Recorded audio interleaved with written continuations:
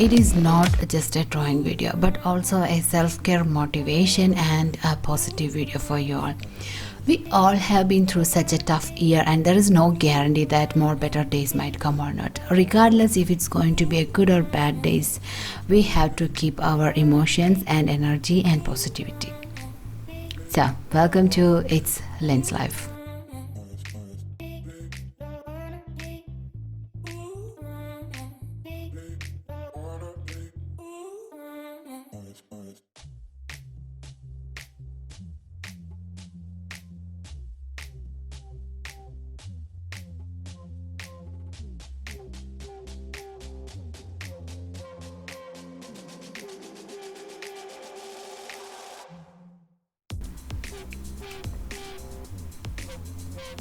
"2020 has begun with a blast of tragedies. It has affected all of us in one or other way. I was also in a big emotional roller coaster, managing the house, cleaning, cooking, kid, YouTube, business, etc. I usually don't get any help from my husband because he's super busy with his work. And suddenly the lockdown came. It was like a disaster at home. Everything was off the place. But there was something that helped me during this time, which is still helping me, just still on keep on helping me and changing me. First thing that helped me is calm down. Yes, calm down. It is so easy to get freaked out by listening to the news and tragedies, and I also left reading news. I seriously doesn't know how many cases are there right now over here because it completely freaked me out. So I completely took me off I completely get off those, and being relaxed and calm down helped me a lot. So every day whenever the craziness filled up, I just take a second to calm myself down and take few breaths and then receive the emotion slowly and then work from there instead of suddenly reacting and getting freaked out. So I just took it slowly in and then move on from there.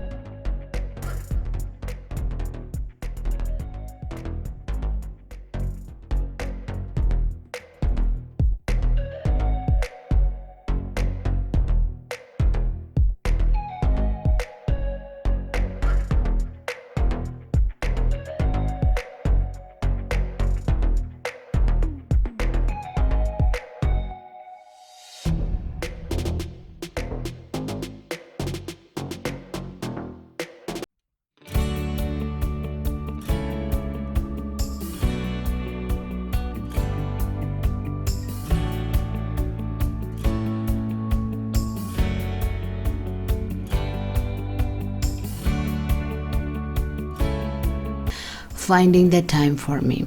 One thing I couldn't find during the lockdown was my own time. It's not only just a self-care time but also both physical and mental needs.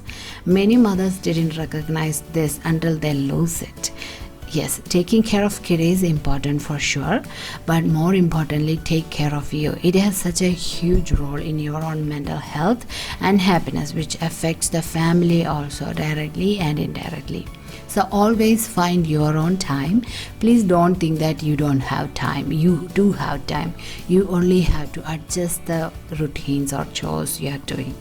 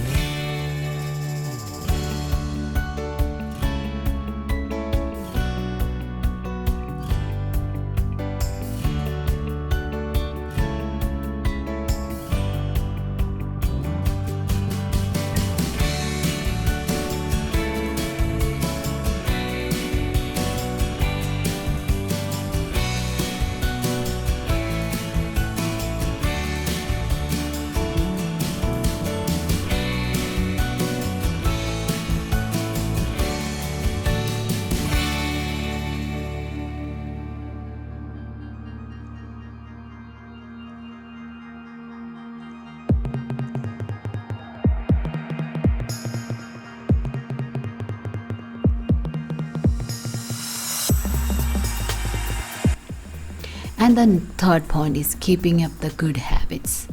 For me, I had like a lot of good habits like dancing, drawing, listening to music, sports, as badminton, and I had a lot of habits. But I completely stopped everything because I was in a mindset of like after marriage or after having kids, I cannot have all those. I just have to work, get money, and feed the family. That was my mindset. But later, I realized if I'm doing it regularly or not, I have to catch up my habits. Do something I always enjoy. It doesn't have to be a daily or regular habits. You just catch up. Include your kids also in your habits. Let them also know the importance of keeping up the good habits even when you are busy. So by seeing you, they can also understand and they can train themselves, and or they can develop a mindset that yes, having your own habits or good habits is very much important.